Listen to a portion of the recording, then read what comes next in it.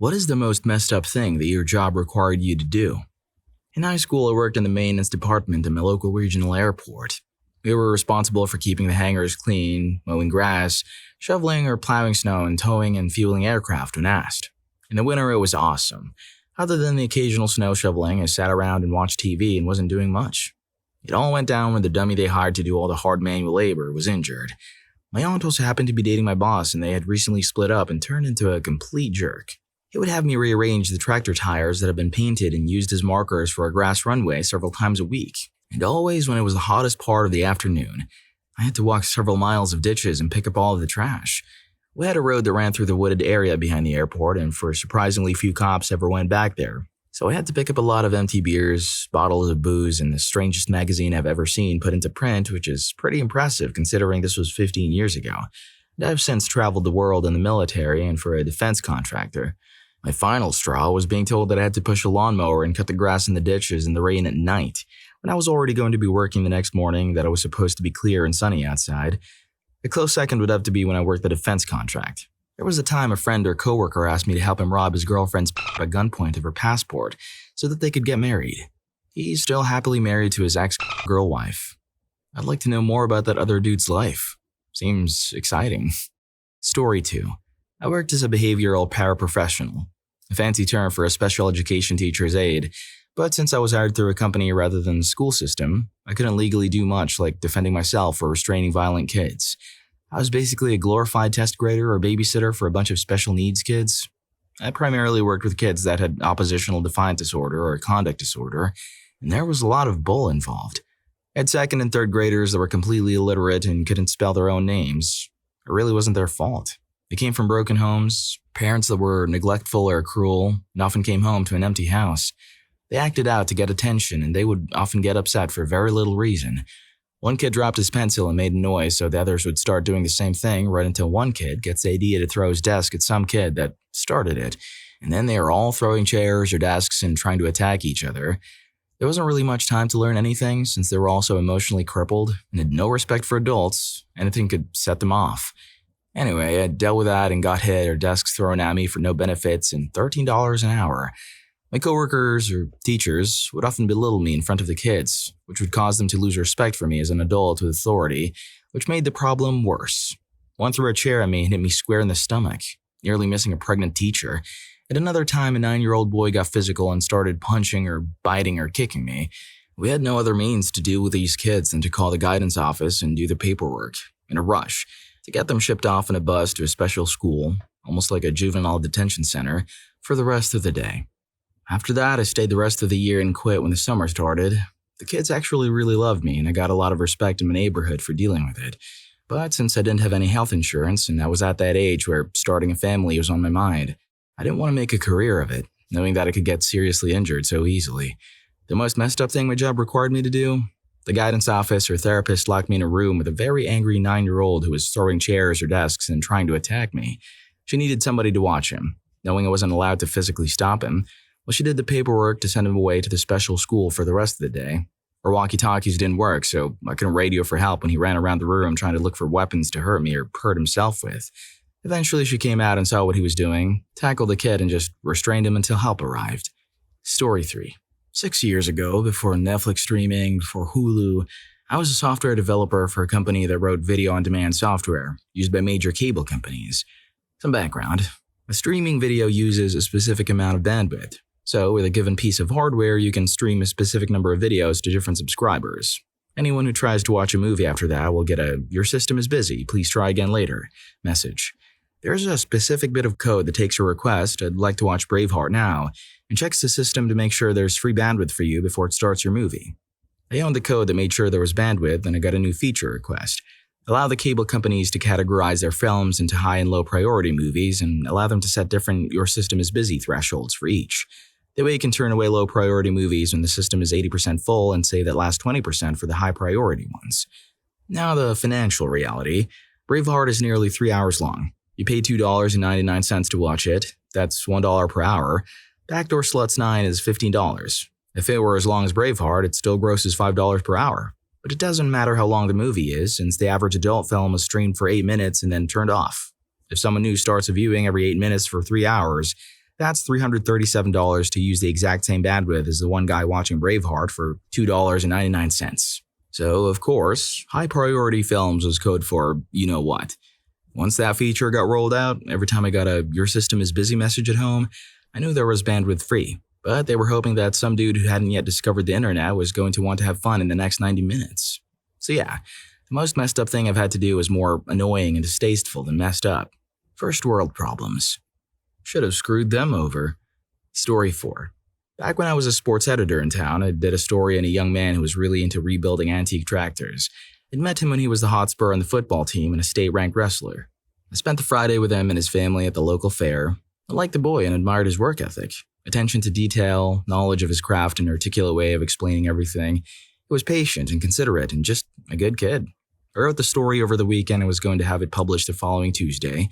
On Monday, I was walking out of the house. The police scanner went off, sending units to an accident scene. Since I was probably the closest reporter to the scene and had my photographic equipment with me, I went as it was just a few miles away. I got to the accident and immediately recognized the boy's car. Emergency responders were just cracking the driver's door. I stood well out of the way, but knew it was bad. With the door open, I saw the steering wheel in the older car had the boy's chest. He still had on his lap belt, and that's the only thing that held him in the car. The responders knew the boy was gone and began recovering him rather than rescuing an accident victim. They got him out and into the ambulance. Just as the ambulance was leaving, his parents drove up. They'd heard that there was an accident in the road, then they noticed the car. They asked if I knew anything. I told them I got there just moments before them and said I knew nothing except the ambulance just left. I kept a perfect poker face and ignorance in my voice. They left. I went home and cried. I got a letter from them a few weeks later thanking me for being there. Story 5. I was in the Air Force, and I got volunteered for the base's anti-drunk driving program. Call the number from anywhere on base and I'd drive over, pick you up, and drive you home. On this particular night, I was driving a car that had been lent to us by the base commander, as the program's marked car was in for repairs. So around 1 a.m. on a Saturday morning, a call comes in for a gal who says she's alone. To prevent any he said, she said situations, I'm assigned a wingsman to ride shotgun. We get to the location and it turns out that this gal isn't alone. Her boyfriend is coming along for the ride, but I'm glad they're not driving home. Before they even get in the car, it smells like a tequila distillery. I'd wager that the lady and her beau have put back a bottle of Cuervo apiece. The smell is so strong that I have to roll down my window. Anyway, we start driving back to the other side of the base, which requires us to cross a local highway, out one gate, in through another. We're about 300 yards from the gate when suddenly the boyfriend starts yelling, "Dude, you need to stop!" Chickie's yawning in Technicolor all over the back seat. Of the freaking Colonel's car, no less. I pull over and she tries to open the door. Unfortunately, she's buzzed, and the door handle is now slick with spew. So that doesn't work. She just hurls even more in the back seat. Finally, she stops for a moment, looks at me and says, "I'm feeling better." Then, as if in slow motion, I watch as she proceeds to hurl down my wingman's back. Shock and horror spread across his face as he realizes that he's getting a Campbell's thick and chunky shower. Did I mention that the car now reeks of tequila and something that smells like shrimp jambalaya? Yeah, the rest of the windows got rolled down pretty quickly. Anyway, her boyfriend finally gets the girl's door open and she finishes emptying her stomach onto the pavement. Finally done, she starts moaning about how horrible she feels about the whole situation and says she's going to clean it all up, even though she can barely see straight. I'm just trying to get the whole situation over as soon as I can. I book it for the other side of the base so I can just drop the couple off quickly. Their destination is not far from my wingman's house, so I'm thinking I can drop them off on the way, let them get cleaned up. Then as we're crossing the highway to enter the gate on the other side, we get the signal from the guards to pull off into the parking lot. Damn. Random check. So a young security forces airman comes up to the car. First words out of his mouth are, "Sir, have you been drinking tonight?" Me. "Nope, I'm with Airmen Against Drunk Driving." Cop. "Sir, I'm smelling a lot of alcohol. Are you sure about that?" Me. "No, I'm not. We have a girl here who had a little too much to drink and…" Oh, crap. As I was trying to explain the situation, I pointed to the girl in the back and I realized just how screwed I am. Turns out in her inebriated state, she was still trying to clean up with the only piece of cloth she had, her shirt. She wasn't wearing a bandeau. Meanwhile, her boyfriend is just giggling like an idiot, enjoying the view. So the cop takes a closer look at the car, and he's treated to a guy covered in spew, a half-bare chick, also covered in spew, a guy who's so buzzed they can't sit up straight, the stench of tequila and spew. Cop. "Sir, please step out of the vehicle." I wound up being arrested for conduct and becoming a member of the armed forces and suspicion of grand theft auto. I'm not the colonel. What was I doing with his car? Because I wasn't driving the marked Airmen Against Drunk Driving car. I had a hell of a time convincing the cops to even call the program to verify me. The colonel wasn't answering his phone either. The cops wound up driving the car back to the colonel's house and they gave everybody else a ride home. After about an hour of waiting, they finally called the dispatch number, who verified that I was, in fact, part of the program, that the colonel had lent his car to the program for the night. The cops let me out, then drove me over to the colonel's house. When we arrived, the cops pulled a bucket, a scrub brush, and some Lysol from the back of the patrol car. The colonel wouldn't be happy, they told me, to find spew in his car. So I needed to clean it up, make it look new. It took me until 4 a.m. before the smell was gone. Then I had to explain the arrest, even though I was never charged with anything, to my first sergeant on Monday morning. That really sucks.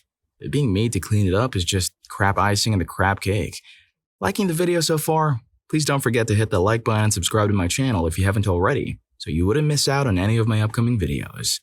Story 6. I used to sell water and wastewater pumps for a living as a manufacturer's rep. I made damn good money because I'm good at sales and have an engineering background. But well, there was crap. Literal crap. Anyway, so one time I saw a system per spec. The thing was cookie cutter, so I didn't check the specs very well. The system was a 12-foot deep, 5-foot diameter fiberglass basin that was sunk into the ground. It had 2 pumps in the bottom of it, one as a backup for the other in case of failure, and had a 6-foot sewer line running into it.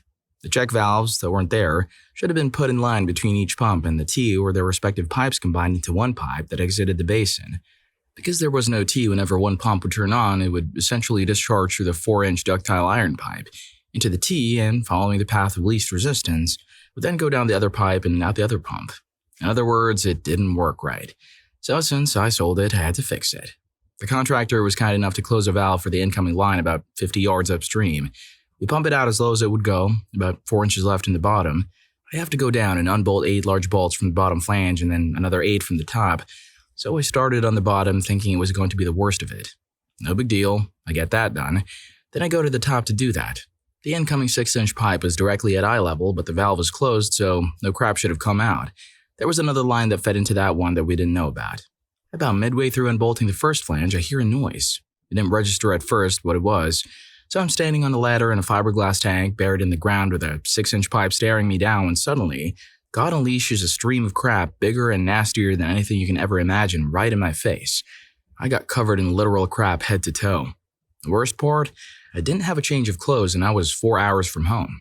The force of the stream was enough to knock me off my ladder and into the now 1-foot deep pool of raw sewage at the bottom. To this day, when I hear someone say they had a crappy day, I think back at that day and laugh in their faces. Story 7. My office, real estate or foreign lending corporation, got a call from one of our clients in an apartment who said she was ready to do her room change and wanted us to come by to check the place. My office sends me saying I should handle the woman clients with a woman's touch, so I go over there to find her in the process of being thrown down the apartment staircase by her, I assume, boyfriend or She gets up and starts apologizing, and he moves in to hurt her when he sees me and stops. He turns her around and he smiles at me with an immediate change of attitude when she explains to him I am the landlord. This guy was obviously part of the mafia. Run out here and I was spooked out of my mind walking up the stairs. He had a briefcase behind me with a damn katana sticking out of it. I called my office and explained what was going on in case I didn't show back up because behind me I could still hear the two squabbling in Japanese. Company regulations state I have to finish checking all compartments of the room before I can leave. In the search I found they had magic marker the lamp red, found a bottle full of snow. My office told me to throw it in the trash bin, and several burn marks all over the floors from cigars. After I got out there in one piece, my office told me to go clean the place since I obviously should have had the gentleman clean it when he was there. I value my life more than that. Thanks. Damn, man. You barely got through the tutorial. Story 8. Once at a summer job in Germany, one of the workers got buzzed and really pissed because he was being laid off. He took one of the company cars and wanted to get more booze, crashed it about 100 meters further through a fence of some folks' house living in the area. The police took him in, they took the car also. This all happened during the night. We were all asleep, so we didn't know. Next morning, we found out that the company car we used to get to the factory with was missing. So was the buzzed, angry worker. The other guys just took one of their own cars and drove everyone to work. I stayed at the boarding house because of high fever. I was playing StarCraft when I got the phone call from the headman that the missing worker is in jail and that the police need a translator to write the police report. So either the company provides one or they will wait for an official one. Since me and my brother, who was with me there, were the only ones who spoke German and my bro had to work, I've been chosen to go to the police and help them with a report. At this moment, it would be better to mention that we were all illegal workers. The illegal boarding house was officially an office block, and the factory we worked in didn't officially exist. So the headman drove me to the police station where the worker had been held, and during the trip there, he told me an elaborate lie that I was to tell the police, so we wouldn't be deported from the country and the company would stay clean. At the police station, the worker, still buzzed in the morning, told me he didn't remember anything, that he just woke up with handcuffs at a police station. He told me that he will not sign anything, that he's going to sell out the company, etc. I was sick, sweating like a pig due to the high fever, scared what would happen. I managed to calm him down a bit and promised him that the company would give him some cash if he didn't do anything stupid. The officer was writing down the lies I told him, that the worker arrived there just the day before, that I and my bro live in the hotel the company owns, and similar BS. The worker sometimes lost his temper and started to yell, but I managed to calm him down. I could see that the officer didn't believe me. He called his colleagues to check the info I gave him several times and gave me looks that would freeze the fabric of the universe itself. When the officer finished writing the report, he told me to tell the worker that he will not go to jail because the company didn't take legal action against him, but he has to leave the country immediately. I could see that the officer still didn't believe a single word I told him, but I was so freaking relieved I didn't care. Moreover, I asked him if I could have a copy of the report, as a souvenir. He told me that normally they're not allowed to do that, but since I look like a nice guy, he'll make an exception. Fast forward several years until today. The worker left Germany, we met a couple of times back home. He now sits in jail for a crime he did. Me and my bro worked there for a month after the incident and went home. I got paid around 20 euros for not selling the company out. I framed my copy of the police report in, and it still hangs over my bed as a reminder. Best souvenir ever. Well, if you like these stories, here's more. YouTube thinks you're going to love this. Catch you in that video.